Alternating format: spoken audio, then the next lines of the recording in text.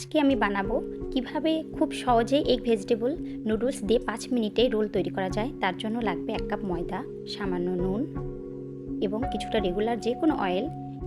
এখন এইগুলো আমি ময়দার সাথে ভালোভাবে মাখিয়ে নেব। আমার এখন লাগছে উষ্ণ গরম পানি। এই পানিটা আমার যতটুকু লাগবে আমি ততটুকুই দিয়ে আমার ডোটা তৈরি করব। আমি ভালোভাবে ময়দাটা মাখিয়ে নিচ্ছি। আমার ডোটা রেডি।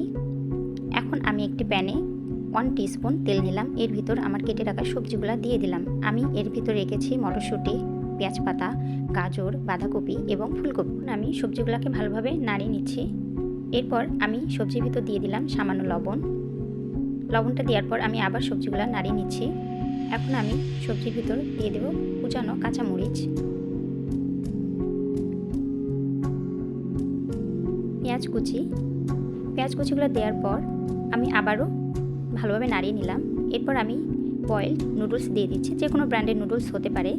নুডলসটা দেওয়ার পর আমি আবারও ভালোভাবে নাড়িয়ে নিব, যাতে সমস্ত সবজির সাথে নুডলসটা ভালোভাবে মিশে যেতে পারে। এরপর আমি একটু সয়া সস দিয়ে দিচ্ছি। আমি 1 টিস্পুন সয়া সস দিয়েছি।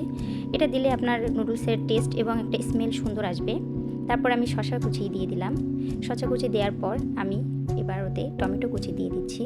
টমেটো কুচি এবং শসা কুচিগুলো ভালোভাবে আমি সবজির সাথে মাখিয়ে নিলাম এবং আমার রান্না প্রায় শেষ। এখন আমি একটু টেস্টি সল্ট দিয়ে এবার কুকটা শেষ করব। টেস্টি সল্ট উপরে ছিটিয়ে দিলাম। এখন আমি ভালোভাবে আবার আমার সবজিটা নাড়িয়ে নিব। সবজি নাড়ানোর পর আমার রান্না হয়ে গিয়েছে। একটা প্যানে এখন একটা ডো থেকে রুটি বানিয়ে নিয়েছি। রুটিটা এরকম পাতলা হতে হবে, যদিও আমার রুটিটা অত ভালো গোল হয়নি, তবুও এখন এটা আমি তেল ছাড়াই ভাজতেছি। আপনার চাইলে তেল ছাড়া ভাজতে পারেন। আমার রুটিটা প্রায় হয়ে গিয়েছে, ফেলবো।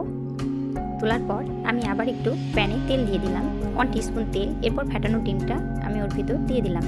এবার ডিমটা আমি সুন্দর গোল করে সমস্ত প্যানে লাগিয়ে নিলাম। এখন আমার ভাজি করা রুটিটা ডিমের উপর দিয়ে দিলাম, সুন্দর করে চেপে দিলাম। এরপর আমি উল্টে দেখব। আমার ডিমটা সুন্দর ভাজি হয়ে গিয়েছে এবং রুটির সাথে সুন্দরভাবে লেগে গিয়েছে।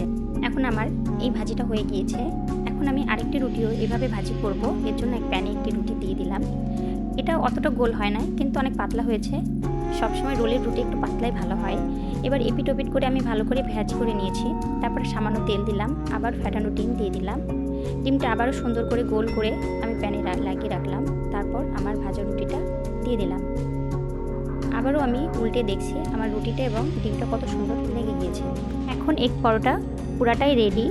এখন এটাকে আমি একটা প্লেটের উপর রেখে আমি এখন রোল তৈরি করার জন্য আমি যে ভেজিটেবলটা তৈরি করেছি সেটা পরোটার উপর দিয়ে দিব।